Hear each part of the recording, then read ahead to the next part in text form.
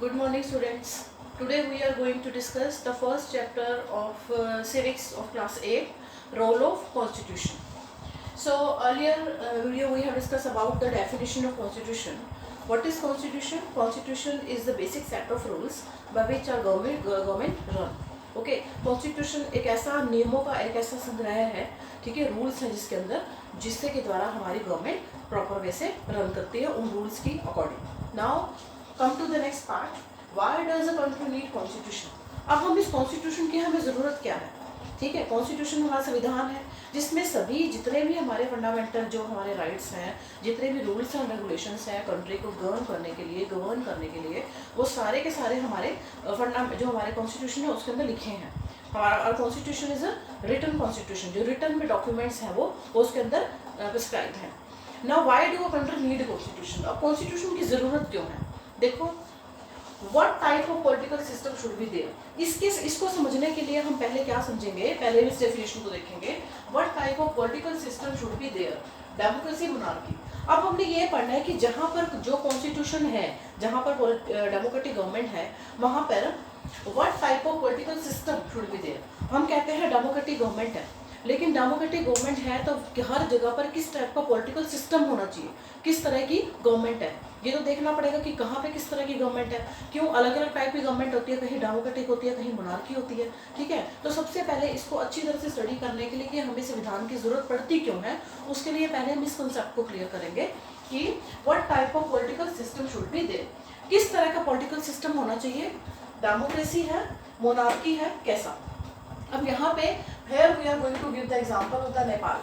नेपाल का हम एग्जाम्पल लेते हैं. नेपाल में पहले डेमोक्रेटिक गवर्नमेंट नहीं थी, ठीक है, मोनार्की थी, राजा जो कहता था राजा का ही नियम मान लिया जाता था, लेकिन बाद में न्यू कॉन्स्टिट्यूशन बना, ठीक है, उसके ना वहाँ पे भी डेमोक्रेटिक गवर्नमेंट के तरीके से सारा काम होने लगा. ठीक है, तो इसलिए कहते हैं ना कि democratic better government than the other government. ठीक है, अब देखो it also provide the guidelines that govern. अब यहाँ से आ गया कि क्यों हमें कॉन्स्टिट्यूशन की जरूरत पड़ रही है. डेमोक्रेटिक गवर्नमेंट है, अलग अलग टाइप्स में, और डेमोक्रेटिक कहाँ है, जैसे हमारा इंडिया है, यहाँ पे डाइवर्सिटी है और पॉपुलेशन बहुत ज़्यादा है. तो जहाँ पर डाइवर्सिटी ऑफ कल्चर है, डाइवर्सिटी ऑफ लैंग्वेजेस है, ठीक है, वहाँ पर क्या होगा, डेमोक्रेटिक गवर्नमेंट है. तो डेमोक्रेटिक ऐसी जगहों पर जहाँ पर डेमोक्रेटिक गवर्नमेंट है, क्या इतनी लार्ज स्केल पे इतनी बड़ी पॉपुलेशन की में जो कंट्री है, क्या उसमें सारा सिस्टम ठीक तरह से मैनेज करना क्या इजी है? No, it's not an easy task. तो उसके लिए क्या करना पड़ता है, हमें अलग अलग हमने पावर को डिस्ट्रीब्यूट करके रखते हैं अलग अलग टायर्स में, अलग अलग ऑर्गन्स में. ठीक है, और ऑर्गन्स कौन से थे आपने पहले पढ़ा था फर्स्ट अपने चैप्टर में डेमोक्रेसी में. तो उसमें क्या थे ऑर्गन्स, कौन से होते हैं? Legislative, executive and judiciary. Legislative जहाँ कानून बनता है, एग्जीक्यूटिव जो उसको एग्जीक्यूट करते हैं, और जुडिशरी जैसे हमारा हाई कोर्ट और सुप्रीम कोर्ट जो कोई उसको नहीं मानता उसके लिए जो कानून के तहत जो सजा सुनाते हैं जजेस. ठीक है, अब देखो हमने अलग अलग टायर्स में हमारी पावर को शेयर किया. ठीक है, और ये जितनी भी अलग अलग पावर सबको दे रखी है, क्या क्या पावर है, सेंट्रल लेवल पे, स्टेट लेवल पे, रीजनल लेवल पे, तीनों लेवल पे जो पावर दे रखी है वो सारी की सारी उनको जो पावर है वो सारी हमारे कॉन्स्टिट्यूशन में रिटर्न है कि किस कानून के दायरे के अंदर रहकर अपनी पावर को यूज़ करना है. ठीक है, इसीलिए भी संविधान की जरूरत पड़ती है. अगर कहीं पे भी देख लो, कहीं पे भी कोई रूल ही नहीं होगा, कोई रूल रेगुलेशन नहीं है. आप क्रिकेट का खेल ले लो, क्रिकेट खेला जा रहा है बिना किसी रूल के, जिसका मन कर रहा है बॉल को लेके भागे जा रहा है, जिसका जब मन कर रहा है बॉल कर रहा है, जब मन कर रहा है रन बना रहा है. तो क्या आप उसको प्रॉपर गेम करेंगे? वो गेम कब तक चल जाएगी, खत्म हो जाएगी, हार जीत का फैसला होगा ही नहीं. ठीक है ना, तो इसलिए क्या करेंगे कि इसलिए हमें हर जगह पर रूल्स की जरूरत पड़ती है. और वो रूल्स कहाँ पे लिखे होते हैं? ठीक है, वो रूल्स कि हाँ ये लीगली एनफोर्सेबल है, वो सारे के सारे हमारे कॉन्स्टिट्यूशन में लिखे हुए होते हैं. ठीक है, अब देखो constitution also provide the guideline. तभी हमें कहाँ पे किस तरह से काम करना है, तो कॉन्स्टिट्यूशन से ही हमें क्या पता चलता है, क्या प्रोवाइड करवाती है, गाइडलाइन प्रोवाइड करवाती है कि कैसे गाइड करना है. ठीक है ना, जैसे आपके टीचर्स हैं, आपको गाइडलाइन, अब मैं आपको गाइड कर रही हूँ कि आपने कैसे करना है. ठीक है, ऐसे ही हमारे पूरे के पूरे देश की गवर्नमेंट को चलाने के लिए हमारे कॉन्स्टिट्यूशन गाइडलाइन की तरह काम करता है कि इसके लिए ये रूल है, इसके लिए ये रूल है, इस पर्टिकुलर चीज़ के लिए ये कानून है, ये संविधान में लिखा हुआ है. ठीक है, अब देखो कॉन्स्टिट्यूशन प्रोवाइडर्स और क्या है हमारे, हमें जरूरत कॉन्स्टिट्यूशन की. Constitution provide us the safe guard against the powerful authority. Safe guard against the powerful authority. Safe guard क्या है?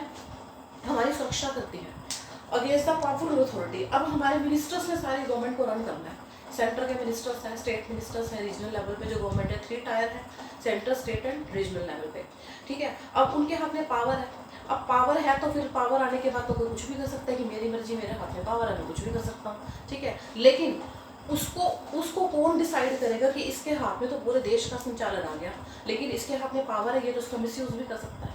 उस चीज़ को कैसे रोका जाता है, उसी के लिए हमारा संविधान, वहाँ संविधान की, कॉन्स्टिट्यूशन की जरूरत पड़ती है, ठीक है। क्योंकि संविधान के अंदर लिखा हुआ है, चाहे कितनी भी हाई अथॉरिटी है, चाहे कितना ही बड़ा मिनिस्टर है, चाहे प्राइम मिनिस्टर है, प्रेसिडेंट है, कोई भी है, उसकी एक लिमिट है, उसका दायरा है, उसको कितनी पावर है, वो सारी की सारी मेंशन है, सब कुछ मेंशन है कि किसको कितनी पावर है, ठीक है। वो हाई अथॉरिटी भी फिर अपने पावर का मिसयूज नहीं कर सकते, ठीक है। अब देखो, provide a safe guard against the powerful authority, और ये हम आगे एग्जांपल पढ़ेंगे, उससे हमें बड़ी अच्छी तरह से क्लियर हो जाएगा कि मैं अथॉरिटी की बात पावरफुल कैसे कह रही हूँ, वो हमें एग्जाम्पल से क्लियर हो जाएगा, ठीक है। तो constitution provides the safe guard, हमें बचाती है किससे, पावरफुल अथॉरिटी से, जो पावर में होते हैं, सत्ता में, वो कैसे हमारा मिसयूज ना करें, उससे हमें संविधान बचाता है, ठीक है। अब देखो, हु इज पावरफुल, तो यहाँ पे पावरफुल किसकी बात की है, ये पावरफुल कौन है, ठीक है। Who is powerful, why safe guard is required, 2 question बनते हैं। हु इज पावरफुल, यहाँ किस पावरफुल की बात की गई है, मैंने आपको बताया जिसके हाथ में पावर है, जो मिनिस्टर्स हैं, जिन्होंने होल्ड करना सारा काम, ठीक है। उसके बाद who safe guard is required, why safe guard is required, और सेफ गार्ड की क्या जरूरत है, बस ठीक है, पावर दे दी मैंने। अब सेफ गार्ड क्यों होती है, एक मैं आपको वैसे ही कह देती हूँ कि चलो मैंने आपको ये आज से अथॉरिटी दे दी, आप ये काम कर लो, कोई बात नहीं, आपको मैंने छूट दे दी, ठीक है। तो अब छूट दे दी, लेकिन वो संविधान में कहीं नहीं लिखा हुआ कि उस बंदे को ऐसी छूट है, ये इसको रियायत है। वर्बली कहने के बाद उस बंदे ने वो काम कर लिया, अब उसको जब पकड़ने आए तो उसने कह दिया कि मेरे पास तो, मुझे तो उसने कहा था कि मुझे तो राइट है, ठीक है। वो कहेगा कहाँ लिखा हुआ है, बताओ किसने दिया आपको अथॉरिटी, क्या आपके पास कोई है, कोई ऐसा सबूत है, कोई क्या है अथॉरिटी आपके पास, ठीक है। तो क्या है, आप कैसे कहोगे, कैसे प्रूव करोगे इस बात को, क्योंकि आपको लीगली तो कोई राइट है ही नहीं, वो तो वर्बली बोल दिया। लीगली राइट क्या होता है, तो जब आपको लीगली राइट मिल जाता है ना, जो चीज़ कॉन्स्टिट्यूशन में आपके राइट लिखे हुए हैं, जैसे फंडामेंटल राइट है, वहाँ आप सेफ हो गए, वहाँ आप कोर्ट का कोई आपके जो कॉन्स्टिट्यूशन में फंडामेंटल राइट है, कोई आपके राइट्स को एक्सप्लॉइट करना चाहता है, वहाँ पे आप कोर्ट का दरवाजा खटखटा सकते हो कि मुझे ये लीगल राइट है, ठीक है, और इसने मेरे राइट्स को एक्सप्लॉइट किया है, तो उसके खिलाफ आप केस कर सकते हो, ठीक है ना। तो इसलिए कहते हैं कि required, safe guard is required. Safe guard भी तो चाहिए ना, हम सेफ कहाँ है, आम आदमी कहाँ सेफ है, हम सेफ है क्योंकि हमें जो फंडामेंटल राइट्स है हमारे कॉन्स्टिट्यूशन में लिखे हुए हैं, ठीक है। उसके बाद देखो, अब यहाँ पे हम एक एग्जांपल लेंगे। I had already explain all the things very clearly, now I am going to take the example, ठीक है। अब एक एग्जांपल से हम इसको क्लियर करते हैं, और आपके 8th क्लास के स्टूडेंट्स का है चैप्टर, तो आपकी बुक के अंदर भी जो आपके टेक्स्ट बुक है उसमें ये एग्जाम्पल प्रॉपर वैसे दिया हुआ है कि क्लासरूम का एक एग्जाम्पल लिया हुआ है, और उस एग्जाम्पल से you can very well and very easily you can understand the whole things very clearly, ठीक है। So now we are going to this, that was the same example that was written in your text book, okay. सो एग्जाम्पल है, class का ले रहे हैं। देखो, हमने यहाँ पे ना 2 बच्चों की बात कर रहे हैं, 3 यहाँ पे हैं, एक तो टीचर है मिसेज रॉय, और एक है सुरेश लड़का, और एक है अनिल, ठीक है। अब मिसेज टीचर है, मिसेज रॉय है टीचर, जो सुरेश है वो क्लास का मॉनिटर है, ठीक है, और जो अनिल है वो आम बच्चों में से एक है जो बाकी के स्टूडेंट्स हैं। अब केस क्या था, क्लास सी में क्लास मॉनिटर इज बुली। बुली क्या होता है, बुली होता है कि जो कहता है ना कि दादागिरी जो करते हैं कि आज तो मैं मॉनिटर हूँ क्लास में, हर कोई स्कूल, अब आप लोग स्कूल में पढ़ रहे हो, ठीक है, अब आपकी क्लास में मॉनिटर्स भी होते हैं, मॉनिटर होते हैं ना। तो अगर मॉनिटर का काम क्या होता है कि अगर teacher is in the absence of the teacher, if teacher is not present in the class, then she is given the duty, he or she the teacher has given the duty to the particular monitor that you have to hold the class perfectly, ठीक है। कोई भी class में पूरा class को ठीक तरह से देखना जब तक मैं नहीं आती, और कोई बच्चा शरारत न करे, यही होता है मॉनिटर। तो यहाँ पर कौन है, सुरेश मॉनिटर है, लेकिन सुरेश कैसा मॉनिटर है, बुली। कहता है ना कि जब हाथ में पावर आ जाती है मॉनिटर की तो कई बार अपनी दादागिरी करते हैं, मुझे मॉनिटर बना रखा है, कहाँ खड़ा है, बैठ जा, ठीक है। तो प्रॉपर वे से सिस्टम बनाने के लिए कई बार दादागिरी भी उतर आता है कि मेरी मर्जी में मॉनिटर हूँ ना तो मेरी बात माननी पड़ेगी, और कई बार गलत बात भी बनाता है, जैसे ये क्वेश्चन मेरा तू कर, क्योंकि मैं तो मॉनिटर हूँ, मेरी बात माननी पड़ेगी। तो ये क्या है, बुली है, दादागिरी दिखाना। तो क्या होता है, क्लास मॉनिटर इज बुली, सुरेश है monitor, and hold the class, वो क्लास को होल्ड कर रहा है, ये सीन पूरा है, ठीक है। सुरेश बुल टू अनिल, अब सुरेश क्या करता है, अपनी दादागिरी किसके साथ दिखाता है, अनिल के साथ, ठीक है। अनिल कौन है, एक सीधा साधा शरीफ सा बच्चा है क्लास में बैठा हुआ। अब देखो, and the complaint to Mrs Roy, और सुरेश क्या करता है, मिसेज रॉय जब वापस आती है तो उसको कंप्लेंट कर देता है। क्या कंप्लेंट करता है, Anil talking loudly, madam Anil talking loudly, Anil बहुत जोर जोर के बोल रहा था and not listening to me, और मेरी बात नहीं सुन रहा था, ठीक है। अब देखो सुरेश मॉनिटर था, उसने ये कंप्लेंट कर दी टीचर को। अब आगे टीचर का, अब टीचर तो मॉनिटर बुक को बना के गई, उसी की बात पे विश्वास करेगी। अब उसने क्या कहा टीचर ने, टीचर्स कॉल्ड अनिल, टीचर ने अनिल को डांटा, क्या, Anil you will have to go away from the class, class से बाहर चले जाओ, ठीक है। एंड और उसके बाद पे अनिल ने क्या सफाई पेश करनी चाहिए, ma'am I didn't do anything, मैंने कुछ नहीं किया। लेकिन उसकी बात कौन मानेगा, क्या मानेगा, क्योंकि मॉनिटर तो वो बना रखा है, बात तो उसकी मानी जाएगी, उसने तो कह दिया कि इसने शरारत की थी, ठीक है। अब देखो यहाँ पे अथॉरिटी वाली बात ये आ गई, ये जब मैं कह रही थी ना ऊपर की अथॉरिटी, पावरफुल अथॉरिटी, यहाँ पावरफुल अथॉरिटी कौन थी इस केस में, मॉनिटर था, सुरेश था, ठीक है। अब देखो अब इसी इसको जो एग्जांपल है इसको इस स्टेटमेंट के साथ रिलेट करते हैं।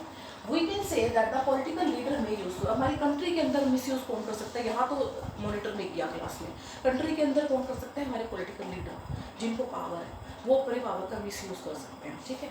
सो पॉलिटिकल लीडर में misuse the power and can make uncomfortable to the public, और जब वो अपनी पावर का मिस यूज करते हैं तो उससे पब्लिक अनकंफर्टेबल हो जाते हैं, पब्लिक के जो फेवर में नहीं होता काम वो काम करते हैं, ठीक है। तो this is all about why we need the constitution. तो ये देखो कि यहाँ पे हमें संविधान की कितनी जरूरत है। आप एकदम से धड़ल्ले से कह सकते हो कि आप ये कैसे कर दिया आपने, आपकी हिम्मत कैसे भी करने की, मैं अभी कोर्ट में जाता हूँ, मैं आपके खिलाफ केस करता हूँ, मानहानि तक का केस कर सकते हो, वो आपको इंसल्ट करता है, क्यों, क्योंकि आपको पता है कि आपके संविधान में वो राइट आपका लिखा हुआ है, राइट ऑफ एक्सप्लॉयटेशन लिखा हुआ है, राइट ऑफ लिबर्टी लिखा हुआ है, ठीक है। तो this is all about the why do we need constitution. I hope you understand. Tomorrow we will discuss the next topic. Thank you so much.